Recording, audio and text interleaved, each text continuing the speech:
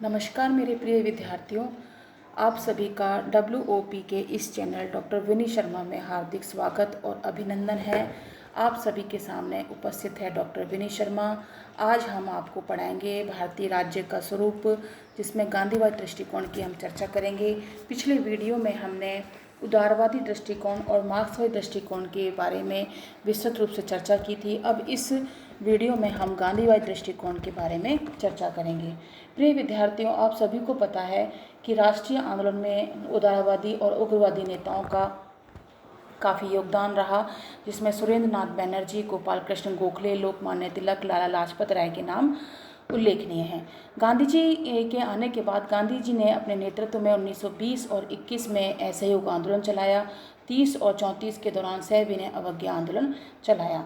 40 वर्षों तक के जनसंघर्ष और आंदोलन के उपरांत 1947 में भारत को स्वतंत्रता की प्राप्ति हुई, और ये स्वतंत्रता केवल भारत के लिए नहीं बल्कि एशिया, अफ्रीका और लैटिन अमेरिका सभी शोषित जनता के लिए एक ऐतिहासिक घटना बन गई थी। प्रिय विद्यार्थियों, 1919 से लेकर 1947 तक महात्मा गांधी भारतीय राजनीति पर छाए रहे, परंतु सभी को पता है कि राष्ट्रीय आंदोलन के दौरान कई ऐसे व्यक्ति और वर्ग भी थे जिन्होंने उनकी उपेक्षा करी, उनको एक चुनौती दी, जिसमें मुस्लिम लीग का नाम आता है, कम्युनिस्ट पार्टी, तमिलनाडु की जस्टिस पार्टी, रामास्वामी नायकर, पेरियार जिन्हें कहा जाता है, उनके द्वारा स्थापित द्रविड़ कड़गम जो ब्राह्मणवाद के खिलाफ संघर्ष कर रही थी, इन्होंने भरपूर विरोध किया। फिर भी हम कहें, गांधी की आंधी ने उन सभी आलोचकों को निस्तेज कर दिया। गांधी जी ने किस प्रकार से भारतीय राज्य के स्वरूप को परिभाषित किया, हम देखते हैं। गांधी जी का मत था कि राज्य हिंसा और पार्श्विक शक्ति का प्रतीक है। राज्य को वो बिल्कुल भी एक्सेप्ट नहीं करते थे। उन्होंने हिंसा और पार्श्विक शक्ति का उसे प्रतीक बताया। उन्होंने कहा कि यदि कभी सर्वोदय समाज बन सका तो उसमें किसी भी तरह की सरकार की आवश्यकता नहीं होगी। एक ऐसा आदर्श समाज होगा जिसमें हर व्यक्ति स्वयं अपना शासक होगा। और गांधी जी ने इस प्रकार के शासन को क्या क्या कहा? प्रबुद्ध अराजकता की स्थिति कहा। प्रिय विद्यार्थियों, आप सभी को पता है कि हमने पिछले वीडियो में जब मार्क्सवादी दृष्टिकोण पढ़ा था तो हमने उसमें भी इसी प्रकार का कुछ विचार हमने पढ़े थे, जिसमें मार्क्सवाद ने कहा था कि राज्य कैसा होना चाहिए, राज्य वर्ग विहीन और राज्य विहीन होना चाहिए। हमें राज्य की मतलब जनता को राज्य की आवश्यकता है ही नहीं। इसी प्रकार से गांधी जी ने भी इसी को स्वीकार किया, लेकिन उन्होंने यह भी स्वीकार किया कि इस प्रकार की व्यवस्था व्यवहारिक दृष्टि से संभव है ही नहीं। इसलिए उन्होंने कहा कि व्यवहारिक दृष्टि से गांधी जी क्या चाहते थे? वे चाहते थे कि राज्य कैसा होना चाहिए, राज्य की सत्ता कैसी होनी चाहिए, विकेंद्रीकृत होनी चाहिए, ज़्यादा से ज़्यादा विकेंद्रीकरण होना चाहिए, अर्थात राजनीतिक शक्ति का असंख्य ग्राम समुदायों के बीच में बंटवारा किया जाना चाहिए। यदि हम देखें, वर्तमान व्यवस्था में भी शक्तियों का बंटवारा इस 3 स्तरों पर किया गया है, 3 सूचियों में किया गया है, केंद्रीय सूची, राज्य सूची और समवर्ती सूची। गांधी जी ने कहा कि गांव का एक पूर्ण गणराज्य होगा, हर गांव का शासन एक पंचायत द्वारा संचालित होगा, हर गांव की अपनी एक अलग विधानसभा होगी और एक अलग कार्यकारिणी और एक अलग न्यायपालिका होगी। ग्राम पंचायतों के ऊपर मंडलों की और उनके ऊपर जिलों की और जिलों के ऊपर प्रांतों की पंचायतें होंगी, अर्थात सबसे ऊपर सारे देश के लिए एक केंद्रीय पंचायत होगी, अर्थात केंद्रीय शासन होगा, लेकिन अपनी सभी शक्तियों को वो विभाजित किए हुए होगा। इस प्रकार की उनकी सोच थी, इस प्रकार का उनका विचार था। गांधी जी ने इस व्यवस्था को ग्राम गणराज्य की संज्ञा दी थी। जहाँ तक संभव होगा हर गांव अन्न, वस्त्र, आवास, स्वच्छ जल, शिक्षा, चिकित्सा, सुरक्षा की व्यवस्था अपने आप करेगा। प्रत्येक गांव स्वावलंबी होगा।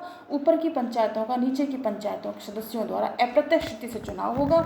उनका कार्य उन मामलों की देखभाल करना होगा जिनके विषय में एक गाँव या एक जिले या एक प्रांत के लोग दूसरे जिले व प्रांतों पर निर्भर होते हैं।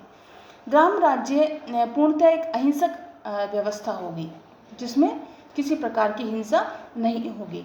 विनोबा भावे जी ने कहा, यदि प्रशासन की बुनियादी इकाई गांव बन जाए तो दरिद्रता के स्थान पर देश में प्रचुरता होगी और राजनीति का मानवीकरण और लोकतंत्र का भारतीकरण हो जाएगा। इस प्रकार का विनोबा भावे जी ने अपने विचार बताए कि गांधी जी का अगर ग्राम राज्य पूर्ण हो जाता है, अहिंसक राज्य बन जाता है, तो इस प्रकार की व्यवस्था होना संभव है। गांधी जी ने ब्रिटिश संसदीय शासन में अविश्वास व्यक्त किया। उन्होंने ब्रिटिश लेखक कार्लाइल का एक उदाहरण देते हुए उन्होंने कहा कि संसद एक बातचीत की दुकान है। उनके अनुसार संसद स्वेच्छा से नहीं बल्कि नेताओं के इशारों पर दलीय हितों के ध्यान में रखकर मतदान किए जाते हैं, उन्हीं के आधार पर ही चर्चा की जाती है। गांधी जी के ग्राम गणराज्य की वकालत करने वाले सिर्फ 2 ही सदस्य थे, रामनारायण सिंह और डॉक्टर राजेंद्र प्रसाद। पंचायती राज संस्थाएं, अपने भारतीय राज्य के स्वरूप में उन्होंने पंचायती राज संस्थाओं को भी महत्ता दी। उन्होंने कहा कि संसदीय लोकतंत्र की स्थापना तो अवश्य की गई, पर पंचायतों की पूर्ण रूप से अवहेलना संभव हो ही नहीं सकती है। भारत में ग्राम पंचायतों की परंपरा बहुत पुरानी है। यद्यपि ब्रिटिश सरकार की केंद्रीकरण नीति ने ग्राम पंचायतों के ऊपर घातक प्रहार किया, पर शीघ्र ही सरकार ने यह महसूस कर लिया कि पंचायतों को फिर से जीवित करने की आवश्यकता है। 1908 में पंजाब, उत्तर प्रदेश में ग्राम पंचायत कानून बनाए गए। 1935 के भारतीय शासन अधिनियम के अंतर्गत जिन प्रांतों में कांग्रेस के से मंत्रिमंडल बने, उनमें ग्राम विकास की ओर से विशेष ध्यान दिया गया। भारतीय संविधान को देखें तो भारतीय संविधान के अनुच्छेद 40 में कहा गया है कि ग्राम पंचायतों के गठन के लिए राज्य प्रभावी कदम उठाएगा। 1957 में बलवंत राय की अध्यक्षता में एक समिति बनाई गई जिसने पंचायती राज के लिए त्रिस्तरीय ढांचे की सिफारिशें की। 73वें संविधान संशोधन अधिनियम में भी कहा गया कि तीनों स्तरों पर पंचायती संस्थाएं कायम की जाएंगी, ग्राम स्तर पर, ब्लॉक स्तर पर और जिला स्तर पर। इस अधिनियम के अनुसार प्रत्येक पंचायती राज में 1/3 सीटें महिलाओं के लिए आरक्षित होंगी। पंचायतों को अनुदान राज्य के वित्त आयोग की सिफारिशों के अनुसार मिलता है। पंचायती राज में प्राण प्रतिष्ठा करके हम भारत के असंख्य गांव की तस्वीर बदल सकते हैं और गांधी दर्शन को सीमित रूप में ही सही रूप देने का कार्य किया गया। कहने का मतलब है कि भारतीय राज्य के स्वरूप में चाहे सीमित रूप में ही सीमित रूप दिया गया हो गांधी दर्शन का, लेकिन बल अवश्य दिया गया है, अर्थात पंचायती राज को पूर्णतः अपना लिया गया है। आर्थिक शक्ति के विकेंद्रीकरण की बात भी गांधी जी कहते थे। उन्होंने कहा कि सार्वजनिक क्षेत्र की दृष्टि से गांधी जी ने बड़े पैमाने पर उत्पादन का विरोध किया। उनका विश्वास था कि कारखानों और मशीनों के कारण ही एक व्यक्ति द्वारा दूसरे व्यक्ति का शोषण संभव हुआ है। उत्पादन यथासंभव मनुष्यों और पशुओं के श्रम से होना चाहिए। हर स्थान पर रहने वाले लोग अपने उपभोग की वस्तुएं स्वयं बनाएं। इसका अर्थ यह नहीं था कि मशीनों का प्रयोग बिल्कुल ही समाप्त हो जाएगा। रेल, जहाज, टाइपराइटर, सिलाई की मशीन तथा कृषि के उपकरण तो होने ही चाहिए। भारत जैसे विशाल देशों की आर्थिक समस्या के समाधान के लिए गांधी जी ने खादी और ग्रामोद्योग पर बहुत बल दिया। गांधी जी चाहते थे कि हर व्यक्ति रोटी के लिए परिश्रम करे। इसे उन्होंने दैवी नियम का नाम दिया। उनकी मान्यता थी कि व्यक्ति कर्म व परिश्रम के बिना ही खाता है, वह चोर है। यदि मतलब कर्म नहीं करता, परिश्रम नहीं करता तो क्या कहलाएगा? वह चोर कहलाएगा। वास्तव में अपनी आवश्यकता से बहुत ज़्यादा वस्तुएं संग्रह करना भी एक तरह की चोरी ही है। जिन लोगों के पास बहुत ज़्यादा धन संपत्ति एकत्रित हो जाती है, उनका नैतिक विकास रुक जाता है।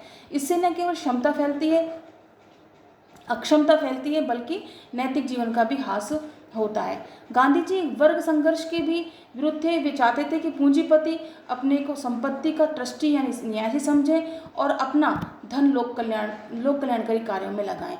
गांधी जी ने कहा कि जिसके पास अतिरिक्त धन है, अतिरिक्त संपदा है, वह उस संपदा का, उस धन का अपने आप को ट्रस्टी समझे, न्यासी समझे। अर्थात वह धन जो है वो उसके स्वयं के उपभोग के लिए नहीं है, वह अतिरिक्त धन वह जनता के कल्याण के लिए वह उसे लगाए। भारत में स्वतंत्रता के बाद आर्थिक नियोजन में अर्थात पंचवर्षीय योजनाओं का दौर चला और आर्थिक विकास के लिए हमने मिश्रित अर्थव्यवस्था को चुना। इस व्यवस्था के अंतर्गत कुछ आर्थिक क्रियाकलाप तो पूंजीवादी प्रणाली की तरह निजी तौर पर संचालित होते हैं और कुछ राज्यों के द्वारा विशेष समाजवादी प्रणाली द्वारा संचालित होते हैं। अर्थात हमने जो आर्थिक नियोजन पंचवर्षीय योजनाओं को हमने एक्सेप्ट किया, उसमें हमने मिश्रित अर्थव्यवस्था को अपनाया। पूंजीवादी प्रणाली को भी हमने अपनाया, जिसमें निजीकरण यानी कि उदारीकरण की बात आती है, और हमने समाजवादी प्रणाली को भी अपनाया, जिसमें सरकारीकरण की बात आती है, सहकारीकरण की बात आती है। 1991 में नई औद्योगिक नीति की घोषणा की गई। अब वर्तमान में जो अर्थव्यवस्था का वैश्वीकरण का दौर जारी है और विश्व व्यापार संगठन की काम करने की जो पद्धति है वो कुछ इस प्रकार की है कि उसे विकासशील देश आगे बढ़ ही नहीं सकते हैं। गांधीवादी अर्थशास्त्रियों के अनुसार वैश्वीकरण की नीति खतरनाक साबित हो सकती है। मतलब जो गांधीवादी विचारधारा को अपनाते हैं और मानते हैं, वो कहते हैं कि जो वैश्वीकरण के ये विश्व व्यापार संगठन ने जिस प्रकार की नीति, ये पद्धति अपनाई है, वह हमारे लिए आगे खतरा पैदा कर सकती है। भारत के प्रसिद्ध अर्थशास्त्री हैं लक्ष्मीचंद जैन। उन्होंने कहा कि पहले अपनों को तो आगे बढ़ने का मौका दीजिए, पर तब पूरा दरवाज़ा खोलिए। कहने का मतलब यह है कि सबसे पहले हमें हमारे देश के अंदर जो अर्थव्यवस्था है, बेरोजगारी है, उसको सही करना और उन बेरोजगारी को दूर करना ही हमारा सबसे पहली प्राथमिकता होनी चाहिए, बजाय कि हमें दूसरे वैदेशिक निवेश को स्वागत करने की। लिए। दुर्भाग्य से ऐसा नहीं किया गया, उल्टे विदेशियों को ज़्यादा तरजीह दी गई और जिससे हो क्या रहा है कि अपने देश का बड़ा उद्यमी भी आज छोटा ही होता जा रहा है। व्यक्ति के अधिकार और कर्तव्य। व्यक्ति के अधिकार और कर्तव्यों के बारे में गांधी जी की क्या राय थी? गांधी जी की कल्पना वाले राज्य में शासन या कानून जैसी कोई चीज़ होगी ही नहीं, और होगी तो नाम मात्र की ही होगी। लोग अपने इच्छा अनुसार कार्य कर सकेंगे, हर व्यक्ति को धर्म पालन की आज़ादी होगी, ईमानदारी से किए गए कार्य की कद्र होगी, लोगों को विचार और अभिव्यक्ति की स्वतंत्रता होगी। गांधी जी के शब्दों में हर व्यक्ति का शरीर अलंघनीय है, किसी पर हाथ तभी डाला जाएगा जब उसे बंदी बनाना या हिंसा करने से रोकना होगा। अर्थात किसी व्यक्ति ने कोई अपराध किया है तभी उस पर हाथ डाला जाएगा, अन्यथा नहीं। यह अहिंसा का साम्राज्य होगा। अहिंसक स्वराज्य में लोगों के न्यायपूर्ण अधिकारों पर किसी प्रकार का अतिक्रमण नहीं हो सकता। गांधी जी लिखते हैं, अहिंसा पर आधारित स्वराज्य में लोगों को अपने अधिकारों का ज्ञान ना हो तो कोई बात नहीं, लेकिन उन्हें अपने कर्तव्यों का ज्ञान अवश्य होना चाहिए। सच्चे अधिकार तो वही हैं जो अपने कर्तव्यों का योग्य पालन कर प्राप्त किए गए हों। अर्थात अधिकार कब बलवती रहेंगे? जब हम अपने कर्तव्यों का उचित निर्धारण करेंगे, उचित पालन करेंगे, जो अपने कर्तव्यों का योग्य पालन करके प्राप्त किए गए हों। नागरिकता के अधिकार सिर्फ उन्हीं को मिल सकते हैं जो जिस राज्य में भी रहते हों उसकी सेवा करते हों। तो क्या कहा गांधी जी ने? गांधी जी ने कहा, अधिकार किसी को अगर पता है तो ठीक है, नहीं भी पता है तो भी कोई दिक्कत नहीं है, लेकिन हमें अपने कर्तव्यों के प्रति ज्ञान होना आवश्यक है।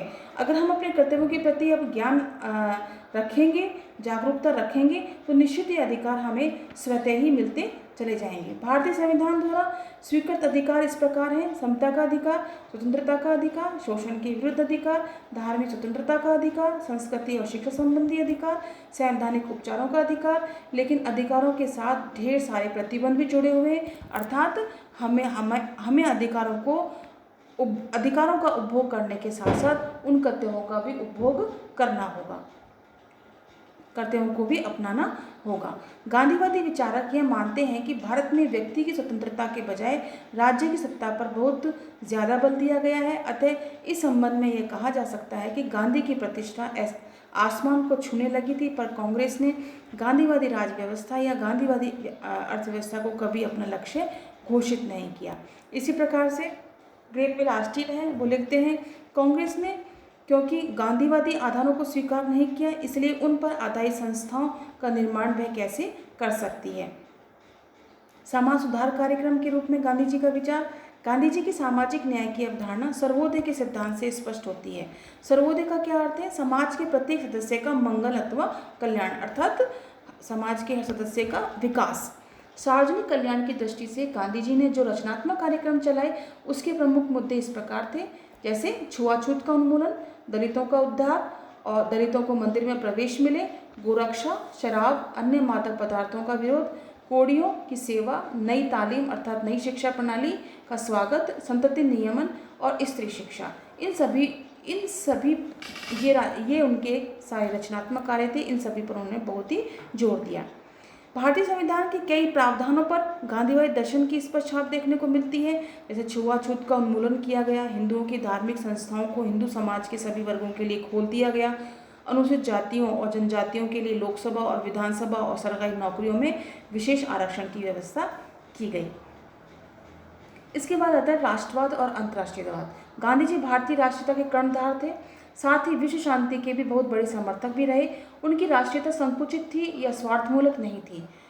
यंग इंडिया में प्रकाशित एक लेख में उन्होंने ये कहा कि दुनिया के सुविचारशील लोग आज ऐसे पूर्ण स्वतंत्र राज्यों को नहीं चाहते जो एक दूसरे से लड़ते हों, बल्कि एक दूसरे के प्रति मित्र भाव रखने वाले और एक दूसरे पर निर्भर राज्यों का एक अटूट संघ चाहते हैं, भले ही इस उद्देश्य की सिद्धि का दिन बहुत दूर हो।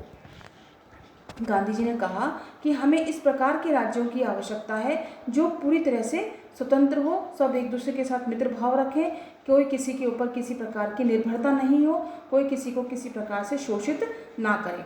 1942 में उन्होंने ये कहा कि हिंदुस्तान की राष्ट्रीय सरकार क्या नीति अख्तियार करेगी सो मैं नहीं कह सकता। संभव है कि अपनी प्रबल इच्छा के रहते हुए मैं तब तक जीवित रहूं, लेकिन अगर उस वक्त तक मैं जिंदा रहा तो अपनी अहिंसक नीति को यथासंभव संपूर्णता के साथ अमल में लाने की सलाह दूंगा।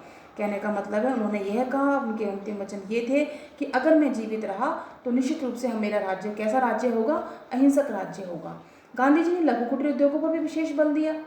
उन्होंने कहा कि मशीनीकरण की बजाय अगर हम लघु कुटीर उद्योगों पर बल देते हैं तो उससे हर एक व्यक्ति को रोजगार मिलेगा और बेरोजगारी जो है वो धीरे धीरे खत्म हो जाएगी। भारत में अहिंसा युग युग से पूजी चली आ रही थी, पर गांधी जी इसे पहले किसी ने तो भी इतने बड़े आंदोलनों के रूप में अहिंसा को स्वीकार नहीं किया, उसका प्रयोग नहीं किया और उसको इतना प्रचारित भी नहीं किया। गांधी जी का अहिंसक राज्य को बनाए रखने के लिए, अहिंसा का पालन करने के लिए उनकी एक महत्वपूर्ण भूमिका रही है। वैश्वीकरण के इस दौर में चरखा, खादी और स्वदेशी के विचार बहुत ही अर्थपूर्ण नहीं रह गए, लेकिन यदि हमें इसी तरह मशीनीकरण के रास्ते पर जाना है तो इसके दुष्परिणामों को हमें भोगने के लिए तैयार रहना होगा। कहने का मतलब ये है कि वैश्वीकरण का जो जिस प्रकार का दौर चल रहा है उसमें चरखा, खादी, स्वदेशी ये मतलब कोई महत्व नहीं रखते हैं, लेकिन अगर हम मशीनीकरण को इस इतनी तीव्र गति से अपनाते चले जाएंगे तो हमें दुखों के संसार में आना ही पड़ेगा। गांधी जी के सपनों का विश्व अंतर्राष्ट्रीय शांति और सहयोग और मित्रता का विश्व था। भारतीय संविधान का अनुच्छेद 51 अंतर्राष्ट्रीय शांति और सुरक्षा पर बल देता है। संविधान द्वारा राज्य को यह निर्देश दिया गया कि वह इस प्रकार कार्य करे जिससे ग्राहकों के बीच मैत्रीपूर्ण और अन्यायपूर्ण संबंधों की स्थापना हो तथा अंतर्राष्ट्रीय विवाद का निपटारा शांतिपूर्ण ढंग से हो सके। उन्होंने अंतर्राष्ट्रीय शांति और सुरक्षा पर बल दिया और इसे अनुच्छेद 51 में जोड़ा गया। गांधीवादी दृष्टिकोण का मूल्यांकन यदि हम करें तो हम ये देखेंगे कि कार्ल मार्क्स और गांधी दोनों ही राज्य को पार्श्व शक्ति मानते हैं और दमन के प्रतीक हैं, मतलब राज्य होना ही नहीं चाहिए। कार्ल मार्क्स कट्टर भौतिकतावादी थे, जबकि गांधी ईश्वर अथवा आत्मा में विश्वास रखते थे। गांधी जी इस अर्थ में उदारवादी माने जाते हैं क्योंकि उन्होंने लोकतंत्र, स्वतंत्रता और व्यक्तिगत अधिकारों का समर्थन किया। प्रिय विद्यार्थियों, गांधी जी से कोई अपरिचित नहीं है, गांधी जी के विचारों से कोई अपरिचित नहीं है। उन्होंने अहिंसा पर बहुत बल दिया, उन्होंने राज्य सत्ता के विकेंद्रीकरण पर बल दिया, उन्होंने आर्थिक विकेंद्रीकरण पर बल दिया, उन्होंने ग्राम गणराज्य पर बल दिया, उन्होंने सर्वोदय पर बल दिया। ये सभी को विदित है, लेकिन हम इसे कितना अपनाते हैं, कितना हमने इसे स्वीकार किया है, ये हमने भारतीय राज्य के स्वरूप में हमने देखा। प्रिय विद्यार्थियों, ये अध्याय यहीं खत्म होता है। अगला अध्याय हमारा शुरू होगा अगले वीडियो में, भारतीय संविधान और संवैधानिक व्यवस्थाएं। प्लीज़